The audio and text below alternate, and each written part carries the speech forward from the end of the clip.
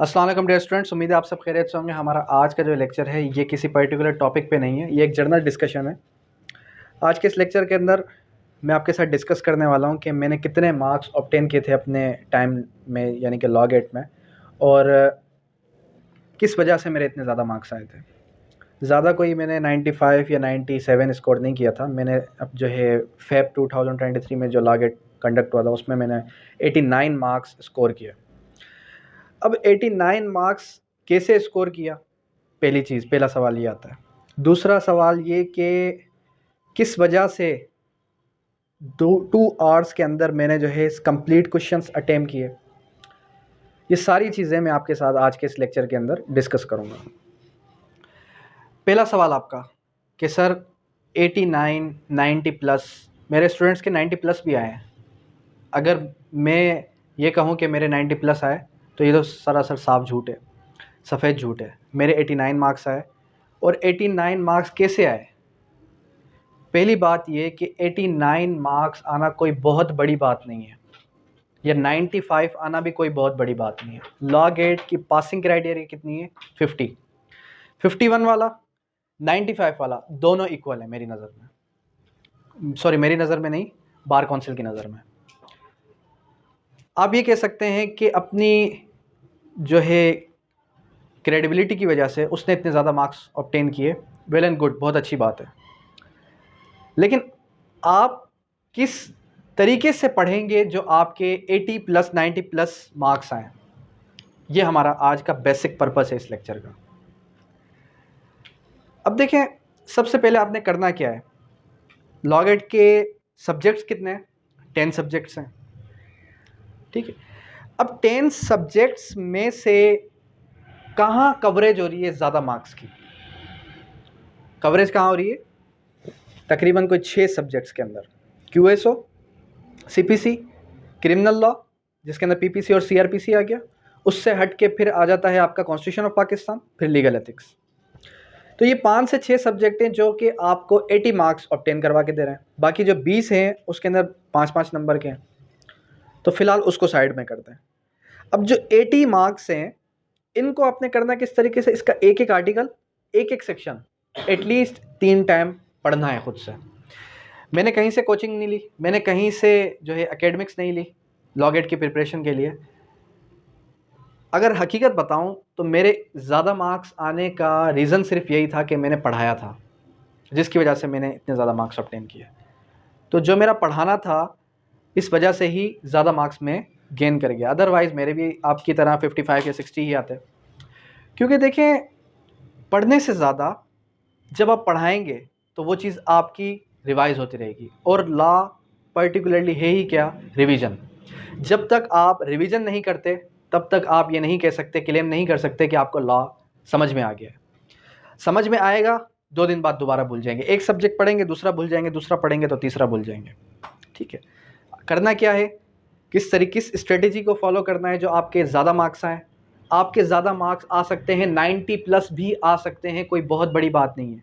Barracks पर follow करें, किसी नोट्स, किसी गाइड्स की तरफ मत जाएं, सिर्फ और सिर्फ बैरेक्स पर फोकस करें। बैरेक्स पर जितना ज़्यादा फोकस करेंगे उतने ज़्यादा चांसेस हैं कि आप हाई मार्क्स ऑब्टेन करें।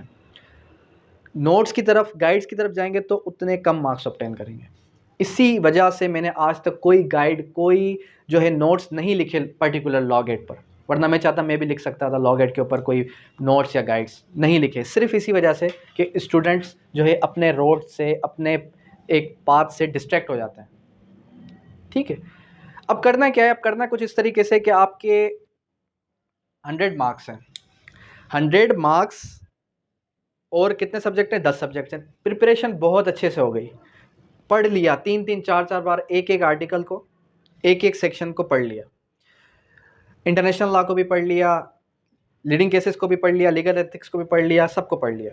जब पेपर सामने आता है तो स्टूडेंट्स जो है पैनिक हो जाते हैं। पैनिक हो जाने की वजह से वो गोल सर्किल की जगह क्या करेंगे, गोल सर्किल आउट हो जाएगा। एक क्वेश्चन मेरा भी ऐसा था, एक सर्किल आउट हो गया था। गोल सर्किल आउट हुआ, आपका 1 मार्क्स कट गया, चाहे वो सही था चाहे वो गलत था। गोल सर्किल से जो पिन ड्रॉप है वो अंदर रह गई तो भी आपका 1 मार्क्स कट गया। ये चीज़ पहली। दूसरी चीज़ टाइम मैनेजमेंट।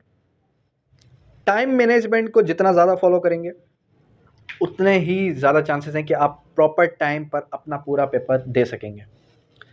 2 घंटे 120 मिनट है।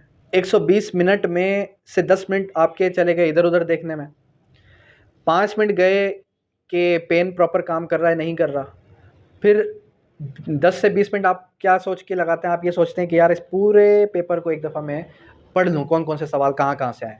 ये सबसे गलत है। आपने क्वेश्चन 1 को पढ़ा, नहीं आता, क्वेश्चन 2 को पढ़ा, आता है, उसी टाइम टिक कर देना है। क्वेश्चन 3 को पढ़ा, नहीं आता, छोड़ दें। क्वेश्चन 4 को पढ़ा, आता है, उसी टाइम टिक कर दें। छोड़ना नहीं है, जो सवाल जिस टाइम पे आ रहा है उसी टाइम आपने उसको टिक कर देना है। जैसे जैसे एक गो थ्रू में एक बार पूरे के पूरे क्वेश्चन पेपर को, क्वेश्चन बुक को पढ़ने में एटलीस्ट एक जो स्टूडेंट, एक कैंडिडेट है, वो 30 to 40 जो है क्वेश्चंस अटेम्प्ट कर सकता है।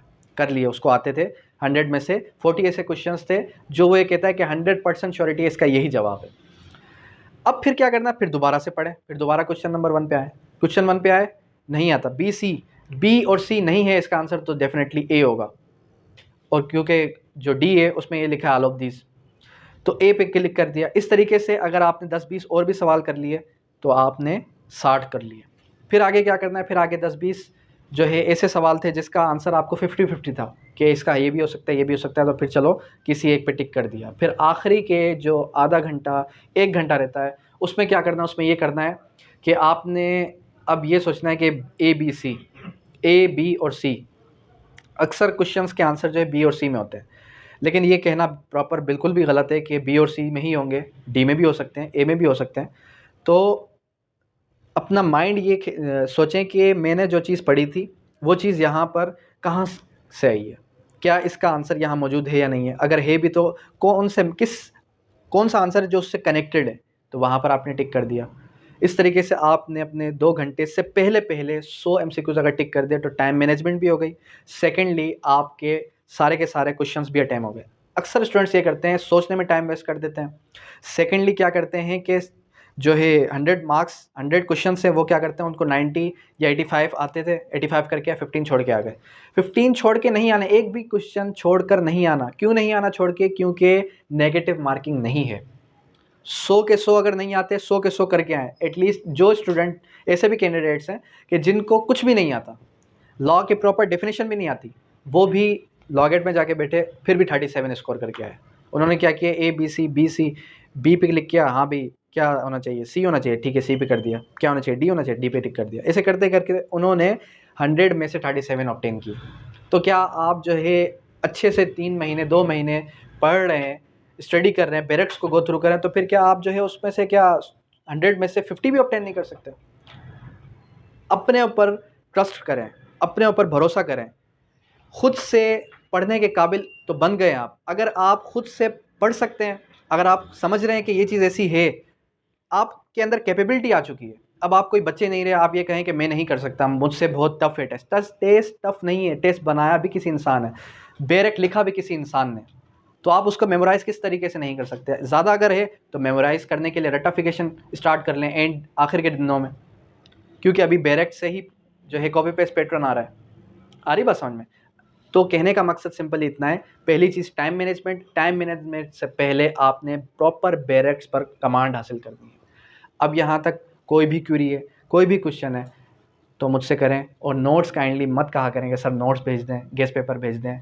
मैं शुरू से लेके अब तक और आगे भी यही कहता रहूँगा, बैरक्स पर कमांड हासिल करें, बैरक्स पर फोकस करें। हाँ, गेस्ट पेपर की सूरत में मैं ये कर सकता हूँ कि मैं जो है वेब जनरेटेड टेस्ट आपको अलाउ कर सकता हूँ।